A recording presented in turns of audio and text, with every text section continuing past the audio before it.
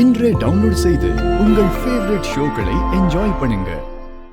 என்னம்மா அது இப்படி விபூதி அடிச்சு காதுல பூலாம் வச்சு விட்டுருக்கீங்க? டேய் சீனு, பூஜை பண்ணும்போது இப்படிதான்டா இருக்கணும். சரி சரி, எல்லாரும் நான் கந்த சஷ்டி கவசம் படிப்பேன், என் கூட சேர்ந்து எல்லாரும் திரும்ப சொல்லணும், சரியா?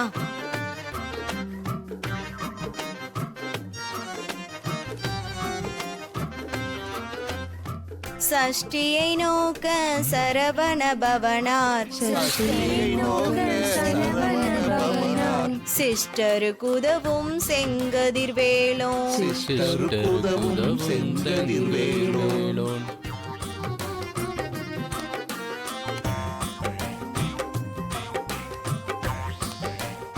என்ன மச்சான் யோசிக்கிறீங்க? இல்ல மாமா, இவங்க ரெண்டு பேருமே நிஜமாவே மாலை போட்ட மாதிரியே தெரியலையே. வேணும்னே சீனுவும் மாயாவும் சேரக்கூடாதுன்னு ஏதோ பண்ற மாதிரி தெரியுதே. இதுல என்ன மச்சான் சந்தேகம்? அதுக்கு தான் பண்றாங்க மச்சான். ஆனா சாமி பேரை கையில் எடுத்துட்டாங்க. அதனாலதான் உங்க அம்மாவும் அதெல்லாம் வேண்டான்னு சொல்லிட்டாங்க. சரி மாமா, இப்ப என்ன மாமா பண்றது? வர வர வேலாயுதனார் வருக. மச்சான், ரெண்டு பேரும் திடீர்னு முருக பக்தியா மாறிட்டாங்க. அவங்களுக்கு உண்மையான முருக பக்தினா எப்படி இருக்கணும்னு நான் காட்ட போறேன். என்ன மாமா பண்ண போறீங்க? இந்திரன் முதலா எண்டிசை போற்ற. பசிக்குதே.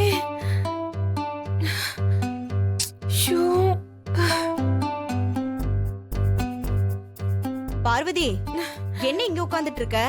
அண்ணி, ரொம்ப பசிக்குது அண்ணி. பசிச்சா அப்ப சாப்பிட வேண்டியதானே? எங்க சாப்பிட சொல்றீங்க? இந்த மாலையை வேற போட்டுட்டோம். பால் பழத்தை தவிர வேற எதுவுமே சாப்பிட கூடாதுன்னு அத்தை வேற சொல்லிட்டு போயிட்டாங்க. அந்த பால் பழத்தை மட்டும் சாப்பிட்டா பசியே போக மாட்டேங்குது. ஐயோ, எனக்கு பசி வயித்து கிள்ளுது அண்ணி. அப்படியே காதெல்லாம் அடைக்கிற மாதிரி இருக்கு. நீ தானே மாலை போடுற ஐடியாவை சொன்ன. இதெல்லாம் முன்னாடியே யோசிச்சிருக்க மாட்டியா?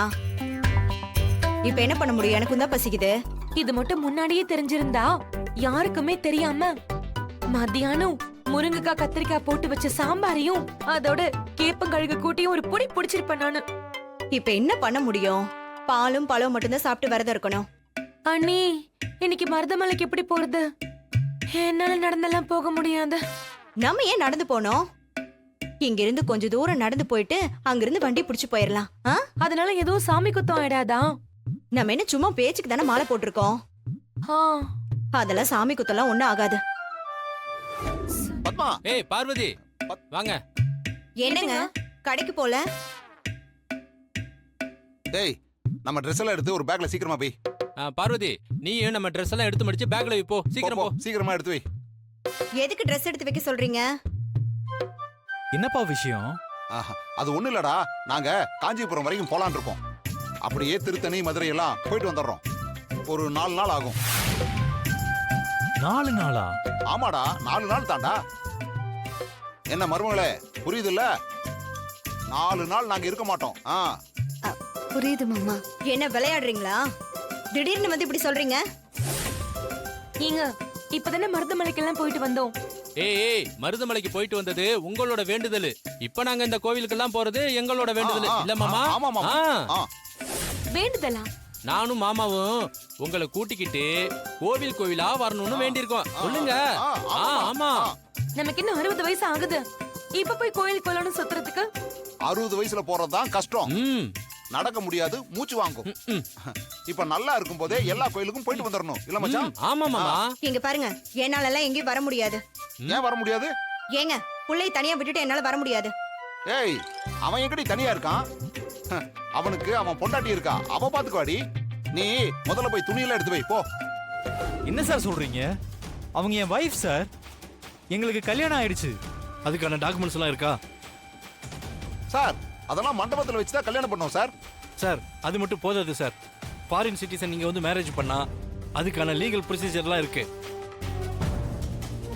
இந்தியாவிலே இருக்கணும்னு விரும்பினா அமெரிக்கன் சிட்டிசனை கேன்சல் பண்ணிட்டு இங்க குடியுரிமை வாங்கணும். அது எதுவுமே செய்யாம விசா முடிஞ்சோம் இங்கேயே இருக்க முடியாது. மாயா, என்ன இவர் இப்படி சொல்றாரு?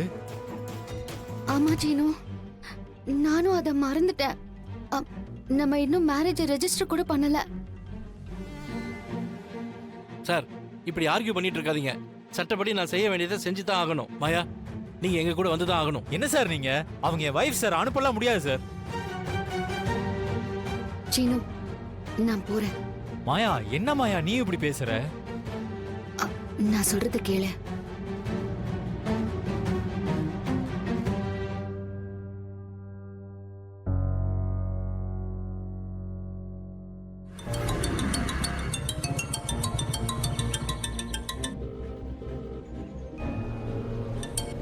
ஹலோ, சொல்றா சீனு.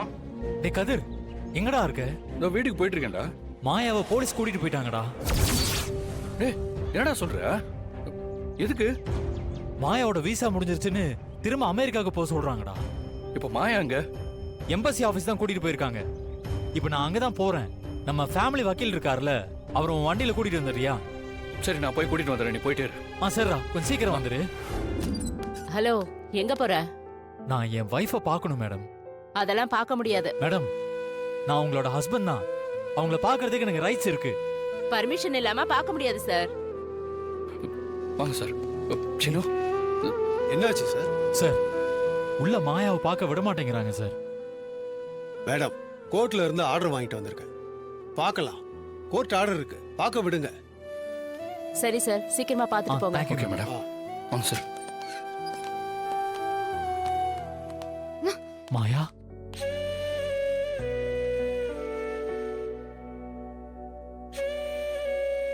மாயா, உனக்கு எதுவும் ஆகல இல்ல? நான் நல்லதா இருக்கேன். நமக்கு மட்டும் ஏன் மாயா வரிசையா ப்ராப்ளமா வந்துட்டு இருக்கு? ஃபீல் பண்ணாத சீனு. நாளைக்கே நீ ஃபாரின் வேற போகணும்னு சொல்றாங்க. நம்ம சேர்ந்து இருக்கிறது அந்த கடவுளுக்கே பிடிக்கல போல மாயா. அப்படிலாம் யோசிக்காதடா. அவ்வளவு சீக்கிரம் நம்மள யாராலையும் பிரிக்க முடியாது. மாயா, விசா முடிஞ்சது உனக்கு முன்னாடியே தெரியலையா? எப்படியும் எம்பசில இருந்து உனக்கு முன்னாடியே ஃபோன் பண்ணிருப்பாங்கல்ல? இல்ல, எனக்கு எந்த காலும் வரல. விசா முடியுதுங்கறத கூட நான் மறந்துட்டேன். என் அப்பா கிட்ட சொல்லி அமெரிக்கன் சிட்டிசன்ஷிப்பை கேன்சல் பண்ணிட்டு இந்த சிட்டிசன்ஷிப் வாங்கணும்னு நினைச்சிட்டு இருந்தேன். ஆனா அதுக்குள்ள இப்படி ஆயிடுச்சு. எந்த வார்னிங்குமே கொடுக்காம திடீர்னு எப்படி உன்னை கூட்டிட்டு வருவாங்க? ஏதோ கம்ப்ளைண்ட் வந்துச்சுன்னு சொன்னாங்க. கண்டிப்பா வேணும்னே இதை யாரோ பண்ணிருக்காங்க. நீ இந்த ஊரை விட்டு போகணும் தான் யாரோ நினைக்கிறாங்க மாயா.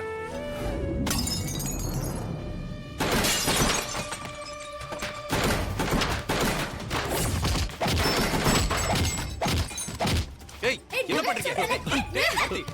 இல்லப்பா, எனக்கு எதுவும் இல்ல. என்ன தைரியம் இருந்தா என் வீட்ல வந்து எல்லாத்தையும் போட்டு அப்படியே உடைச்சுக்கிட்டு இருப்பேன். நான் உன்னை தூக்கி ஜெயில வைக்கிறேன், பாக்குறியா? நீ எல்லாம் வெறும் பேசுறதுக்கு மட்டும்தான் லாயக்கு. உன்னால முடிஞ்சா, உனக்கு தைரியம் இருந்தா கம்ப்ளைண்ட் கொடுத்து பாரு.